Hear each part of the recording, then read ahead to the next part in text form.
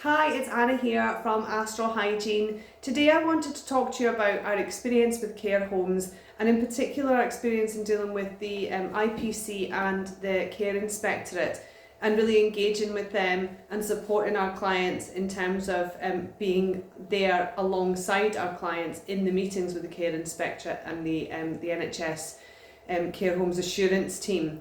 So this is an area that we do have a huge amount of expertise and experience in. So I just kind of wanted to jump on, discuss that and kind of show some products that could support you and your care home and offer up our expertise. So I wanted to kick off with hand hygiene, which is obviously really important in the prevention of infection control. And the guidance has been updated as time has progressed since the pandemic.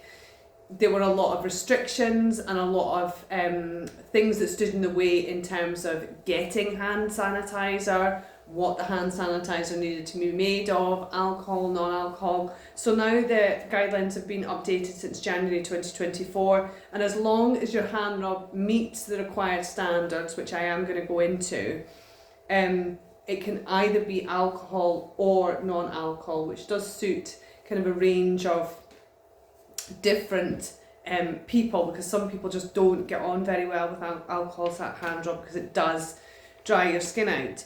So it needs to be a minimum of 60% alcohol concentration if it is alcohol.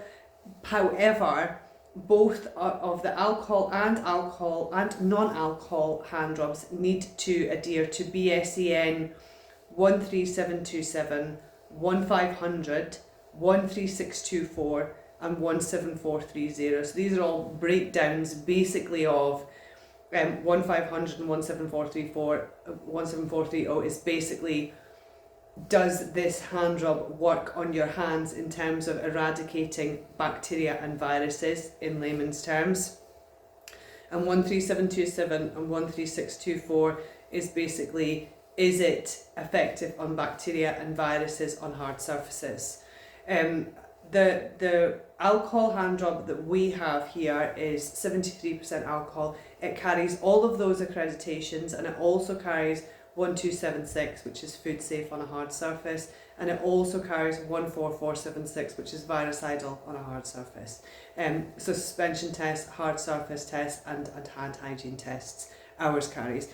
Ours comes in these cute little 50 mils that can be attached to your lapel or the bottom of your uniform. These are available on our website. Also comes in 5 litres for your dispenser, and it comes in these little pump top bottles here. So it does have all the accreditations here, some of the accreditations it carries, but I can send you the lab report if you are interested in seeing it. So remember, hands should be washed with a non-antimicrobial liquid soap, so a soap, if visibly soiled, contaminated blood or bodily fluids, and then hand towels should be used and then thrown away in the bin in a single-use fashion.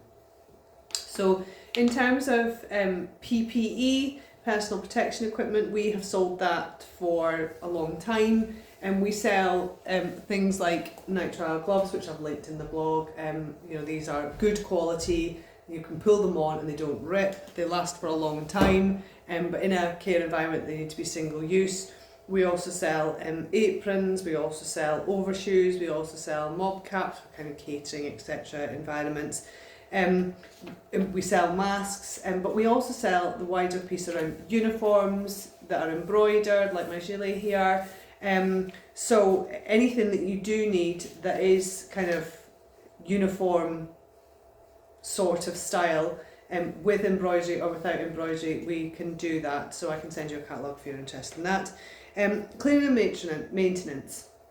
So the care environment should be visibly clean, and it should be free from non-essential items. It says in the guidance, a fresh solution of general purpose neutral detergent is recommended for routine cleaning and should be changed when dirty every 15 minutes, whether it's been used or whether it's not been used. The fact that it has been left out and left to be contaminated with bacteria that may be in the air is enough for them to say it needs to be changed every 15 minutes. That's important.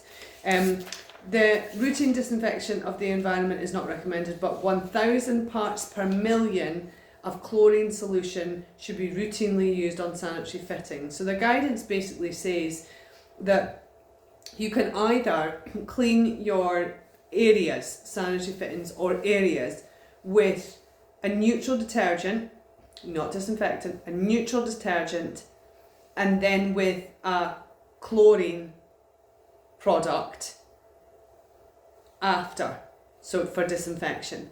Now we stock a product here that's called Chlorosan, and I've linked it in the blog. Chlorosan detergent disinfectant.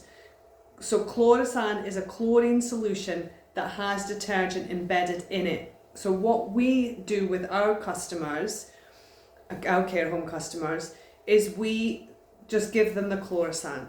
You give them the Chlorosan, 1 tablet dilutes into a 1 litre bottle with a spray top. So that is their solution. So their operatives are advised to clean once with the Chlorosan, clean twice with the Chlorosan. So the detergent is ticking the neutral detergent box, and the chlorine in the Chlorosan is ticking the chlorine box. So this product does stage 1 and stage 2, instead of confusing everybody with use this in stage 1, this detergent in stage 1 and chlorine in stage 2. We just use Chlorosan followed by Chlorosan. Keeps it simple, and actually the cost in use, because it's sold in a tub of 200 tablets, and for a very competitive price, 1 tablet per 24 hours, and I'll come back to that, means that that bottle of solution will last them 24 hours, and then it needs to be discarded. The guidance says that reusing bottles, refillable bottles, is not allowed. You can only refill your bottle with your chlorine. Well, reusing bottles is allowed, but you've got to discard the contents after 24 hours. So using your Chlorosan, your 1 tablet for 24 hours and then discarding it, and then making up a new solution the next day and putting a new label on with that date on it, shows you that is your solution for that day, for that operative.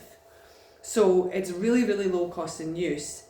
And Chlorosan is accredited to everything that the NHS and the care inspector are looking for. 13727, 13697, 13724, 13687, 14476, 14438. So it's bactericidal, yeast and fungicidal, virucidal, and mycobicidal as bactericidal as well.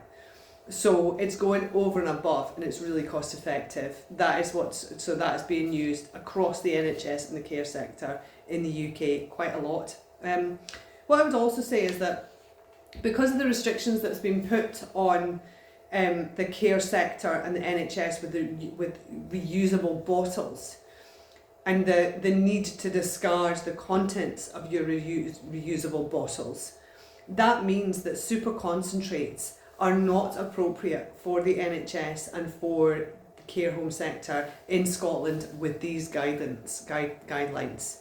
So that means that as a sector where they could really do with, low cost in use, cost savings, super concentrates, and the economic benefits that super concentrates offer, they're not allowed. So that is a bit of a shame. However, Chlorosan using 1 tablet in 1 litre of water, I think, is a bit of a winner in terms of making sure that, yes, it's adhering to the guidelines, it carries all the accreditations, it can be disposed of after 24 hours because we're only making up 1 litre for 1 tablet. I think that for me is a really good compromise. If you are operating in this sector and you do need some advice and some help in terms of deciphering the guidelines, I have spent many an evening poring over these guidelines, making sure that I understand them and making sure that I'm able to speak to my clients in terms of what products meet all of these specifications. It takes a lot of deep expertise to understand which accreditations are appropriate and what chemicals carry what accreditations. So do speak to a cleaning and hygiene specialist, and I would obviously welcome a conversation with you. That's all for me today. Thank you so much.